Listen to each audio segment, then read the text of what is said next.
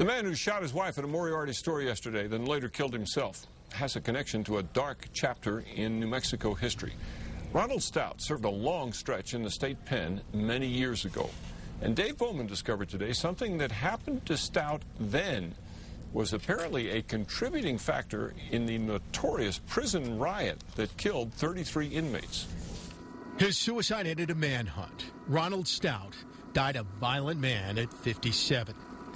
At 17, a violent Ronnie Stout began serving a 10-year prison term for armed robbery. He had a reputation for being a pretty tough guy. Former State Corrections Secretary Adolph Sines knew Ronnie Stout and his twin brother Donnie. Both were maximum security inmates at the state pen in Santa Fe on January 3, 1980.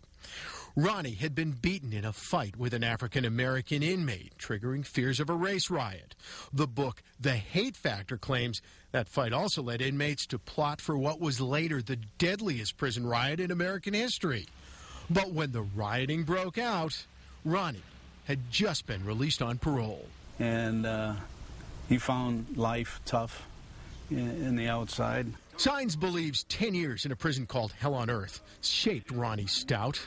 Over the years, he didn't have any more serious trouble with the law other than several DWIs, but there were apparently domestic problems. A judge recently signed papers ordering Stout to stay away from his wife. Police say Stout shot her yesterday at the Moriarty store where she worked and later killed himself. And I'm not surprised that it killed himself.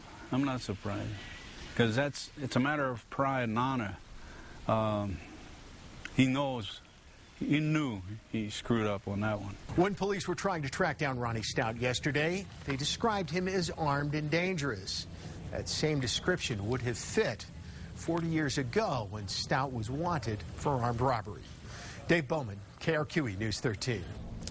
Stout's wife, Greta, is in satisfactory condition, and she is expected to recover.